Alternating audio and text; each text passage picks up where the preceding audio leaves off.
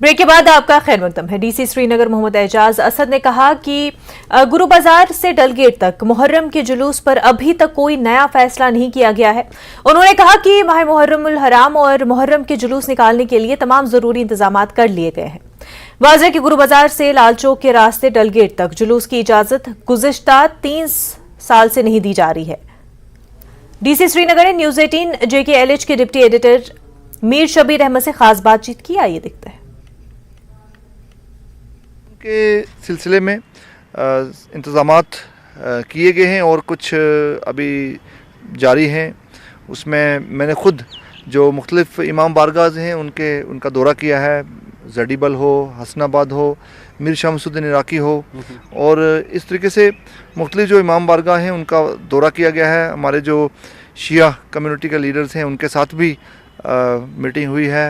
उनके जो इश्यूज़ हैं उनको सुना गया है और उसके बाद उन पर काम किया जा रहा है। और इंशाल्लाह हमारी कोशिश रहेगी कि मुहर्रम का जो ये जुलूस हैं, मुहर्रम के जुलूस निकलेंगे, उस सिलसिले में हमारी तैयारियां पूरे तरीके से जो लॉजिस्टिक्स हैं और जो सिक्योरिटी फ्रंट पे, दोनों फ्रंट्स पे हमारी तैयारियां पूरी होंगी और हम सभी मिलकर मुहर्रम का जो ये प्रोसेशंस हैं उसका सभी लोग हिस्सा बनेंगे। जब पब्लिक कोई प्रॉब्लम से फेस करती है तो हमारा डेफिनेटली, ये तो मैं एक प्लानिंग का एस्पेक्ट आपको बता रहा हूँ, लेकिन पब्लिक जब प्रॉब्लम फेस करती है तो हमारा यही होता है कि पब्लिक की जो प्रॉब्लम है उसको इमीडिएटली रिजॉल्व किया जाए without going into the background, क्योंकि पब्लिक को राहत देना हमारी फर्स्ट प्रायोरिटी होती है। तो कल जब बारिश हुई, पानी आया कई जगहों पे, डिवाटरिंग स्टेशन इमीडिएटली हमने मोबिलाइज़ किए और डिवाटरिंग की गई।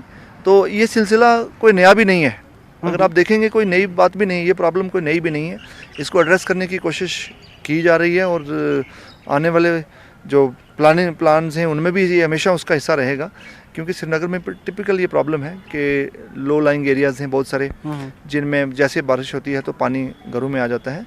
लेकिन हम लोगों की इस प्रॉब्लम से बिल्कुल बाखबर हैं और कार्रवाई भी हम करते हैं। जैसे कल आपने देखा होगा डिवाटरिंग की गई मैक्सिमम इलाकों में।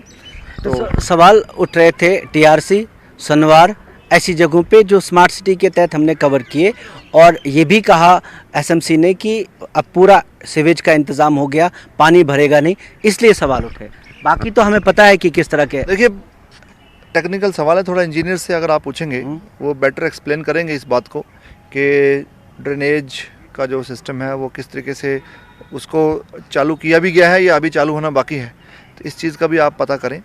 और इसके अलावा बाकी जो प्लानिंग है, वो जो टेक्निकल क्वेश्चंस हैं उसका इंजीनियर लोग खुद आपको जवाब देंगे। Udhampur non gazetted forest officers association ने आज काम मुअत्तल कर दिया और पुलवामा कश्मीर से महकमे जंगलात के मुलाजमीन पर मिलिटेंटों के हमले की मजम्मत के लिए एहतजाजी मुजाहरा किया। इस हमले में महकमे जंगलात के एक मुलाजिम की मौत हो गई है। मुजाहिरीन ने महलूक मुलाजिम के अहल खाना को मुआवजा देने का मुतालबा किया। हमारे फॉरेस्ट एम्प्लॉई हैं, एक तो इंजरी हुए हैं, एक की तो डेथ हुई है, उन पर अटैक हुआ है, मिलिटेंट अटैक हुआ है। तो हमारी उसके रिगार्डिंग आज कंडोलेंस मीटिंग भी है और 1 डे जो हमने स्ट्राइक रखी है, ये पूरे ऑल JNK में हमारे जितना भी नॉन गेजेटेड फॉरेस्ट ऑफिसर में जो स्टाफ है उनकी तरफ से है, और ये डिवीजन लेवल पे हर जगह हो रही है। तो हम ये गवर्नमेंट को ये अपील करते हैं, रिक्वेस्ट करते हैं कि जो आने वाला दौर जो है वो हमारे एम्प्लॉई के लिए अच्छा नहीं है। हमने अपना बकर निकाला जैसे तैसे भी, विदाउट वेपन के हम लोग अपनी नौकरियां कर रहे हैं, और 24 घंटे की हमारी जॉब है, जिसमें से उस हिसाब से हमारी ना कोई 2.5 दिन की पे मिल रही है, ना कोई हमारे कोई रिस्क अलाउंस हैं, और ना ही हमारे पास कोई ऐसे वेपन हैं जिसमें से हम डे नाइट ड्यूटी दे रहे हैं। नाइट पेट्रोलिंग भी हमारी होती है, और आज वही चीज़ हम बार बार लिखते हुए भी हमारे साथ बेइंसाफ होता आया है, और जिसका अंजाम आज ये हुआ है कि हमारे 2 एम्प्लॉई जो हैं, एक तो ऑन स्पॉट उनकी डेथ भी हो गई है और दूसरे जो हैं वो हॉस्पिटल में एडमिट है। फायर एंड इमरजेंसी सर्विसेज महकमे में भर्ती के ख्वाहिशमंद उम्मीदवारों ने आज फिर श्रीनगर में एहतजाज किया। पुलिस ने कुछ मुजाहिरीन को हिरासत में ले लिया, जिन्होंने प्रेस कॉलोनी से मार्च निकालने की कोशिश की। मुजाहिरीन का इल्जाम है कि हुकूमत उनके मसले को हल करने में दिलचस्पी नहीं ले रही है। फायरमैन की भर्ती के इम्तहानात में बदनवानी के इल्जामात सामने आए हैं। इन इल्जामात के बाद हुकूमत ने एक कमेटी बनाई और मुजाहिरीन के मुताबिक रिपोर्ट के अवाम के साथ शेयर नहीं की जा रही है। गांधरबल से हूँ और हम यहाँ पे जितने भी जमा हुए फायर एंड इमरजेंसी के एस्पिरेंट्स हैं सारे, तो पिछले 3 सालों से हम यहाँ पे कंटिन्यू प्रोटेस्ट कर रहे हैं, कभी यहाँ पे तो कभी जम्मू पे। लेकिन जो हमारी एडमिनिस्ट्रेशन है उन्होंने काली पट्टी पहनी है अपनी आंखों पे।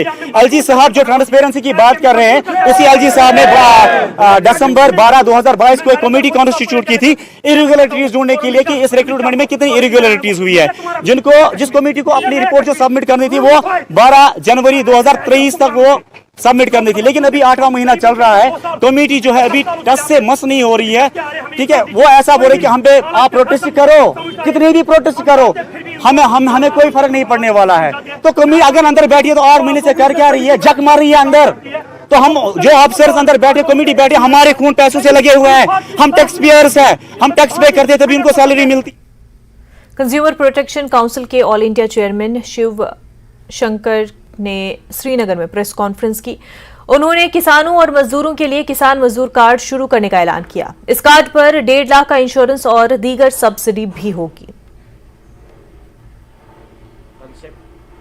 उपभोक्ता अधिनियम 1986 यानी कंज्यूमर एक्ट 1986 के तहत ही ये ऑर्गेनाइजेशन या पूरा कॉन्सेप्ट पूरे देश में काम कर रहा है।